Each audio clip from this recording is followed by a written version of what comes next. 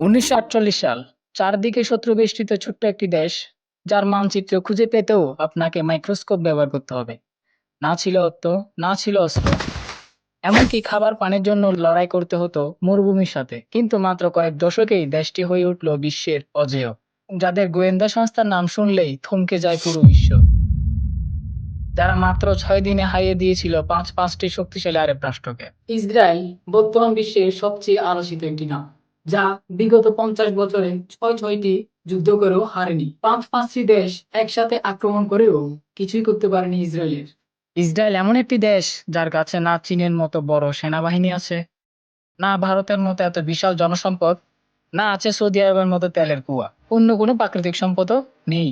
এমনকি 1948 সালে ইসরায়েলে পানির সংকট এমন ছিল যে ইসরায়েল সরকার জন প্রতি 10 লিটার পানি লিমিটেশন করে দিয়েছিল। তখন তাদের দেখলে আফ্রিকার কোনো দরিদ্র দেশ থেকেও নাজুক মনে হতে পারে। কিন্তু বর্তমানে ইসরায়েল এত বেশি পাওয়ারফুল যে বিশ্বের শীর্ষ দেশগুলো যেমন আমেরিকা, ভারত, চীন ইসরায়েলি টেকনোলজির উপর নির্ভর করে। আজ 2026 সালে এসে আপনি টপ 10-এ দেখতে পাবেন ইসরায়েলকে। কাহিনী শুরু হয়েছিল 1948 সালে, যখন ইসরায়েল স্বাধীন হয়। স্বাধীনতার ঠিক পরের দিনই 5টি আলাদা আলাদা দেশ তাদের উপর আক্রমণ করে।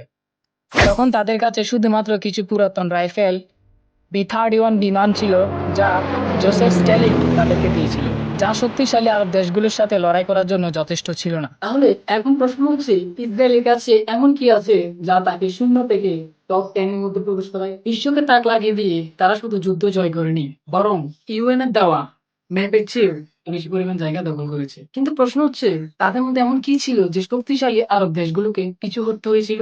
আর উত্তরটা হচ্ছে, তাদের কাছে ছিল একটি সাইকোলজিক্যাল স্ট্র্যাটেজি। তারা বলের পরিবর্তে কৌশলকে কাজে লাগিয়েছিল।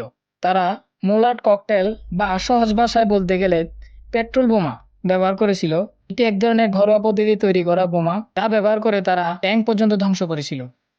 তাদের আরেকটি ঘরোয়া কামান হলো ডেভিডকা, যা বলতে গেলে একেবারে অকেজো, কিন্তু এত বিশাল পরিমাণে শব্দ তৈরি করত যা ভয় ধরিয়ে দিয়েছিল আরব সেনাদের। ফলে আরব সেনারা ভাবতো ইসরায়েলের কাছে বুঝি পারমাণবিক বোমা কিংবা বিশেষ কোনো বোমা আছে, যার ফলে ভয়ে আরব সেনারা এলাকা ছেড়ে পালিয়ে যেত।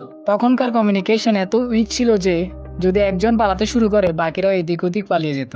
একইভাবে 1967 সালে ইজিপ্ট, জর্ডান, সিরিয়া এবং ইরাক একসাথে আক্রমণ করেছিল ইসরায়েলকে। তখন তাদের গোয়েন্দা এত নিখুঁত তথ্য সংগ্রহ করেছিল যে যুদ্ধের প্রথম দিনই যখন মিশরীয় পাইলটরা নাস্তা করেছিল, তখন ইসরায়েলি ফাইটার জেট তাদের উপর বোমা ফেলে মাত্র 3 ঘন্টায় প্রায় 450টি যুদ্ধ বিমানের মধ্যে 300টি ধ্বংস করে দিয়েছিল।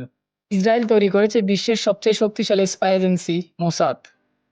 এলি কোহেন নামক একজন টপ সিক্রেট স্পাই এজেন্সি সিরিয়ায় উচ্চপদস্থ কর্মকর্তাদের সাথে বন্ধুত্বের সম্পর্ক গড়ে তোলেন। তিনি যখন গেলান মালভূমিতে সিরিয়ার বাংকারগুলো পরিদর্শনে যান, তখন তিনি সেনাদের রোদ থেকে বাঁচার জন্য ইউক্যালিপটাস গাছ লাগানোর পরামর্শ দেন, যা ইসরায়েলি বিমান বাহিনীকে নির্ভুলভাবে বোমা বর্ষণ করতে সাহায্য করেছিল ওই বাংকারগুলো চিহ্নিত করে। দ্বিতীয় প্রশ্ন হচ্ছে, ইসরায়েল কিভাবে অর্থনীতিতে এত বেশি সমৃদ্ধ করলো?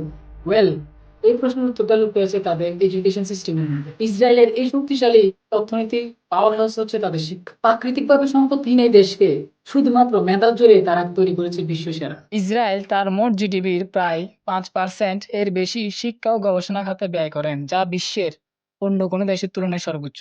তারা বিশ্বাস করে কারখানায় পণ্য তৈরির চেয়ে ল্যাবে নতুন আইডিয়া তৈরি করা বেশি লাভজনক।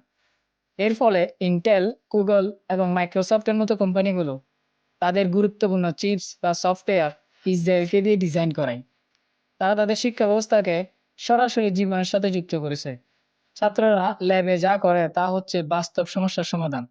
এছাড়া সোনায় সোহাগা হয় 1990 সালে যখন সোভিয়েত ইউনিয়ন ভেঙে যায়, লাখ লাখ জিউস ইসরায়েলে ফিরে আসেন, যাদের বেশিরভাগই ছিল বিজ্ঞানী এবং ইঞ্জিনিয়ার।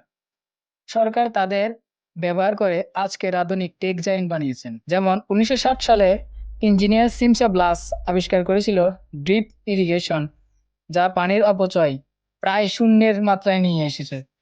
এর উপর ভিত্তি করে মেটাফার্ম কোম্পানি প্রতিষ্ঠিত হয়, যা বর্তমানে 100টির বেশি দেশে তাদের কার্যক্রম পরিচালনা করে, যা তাদের অর্থনীতিতে বিশাল ভূমিকা রাখছে।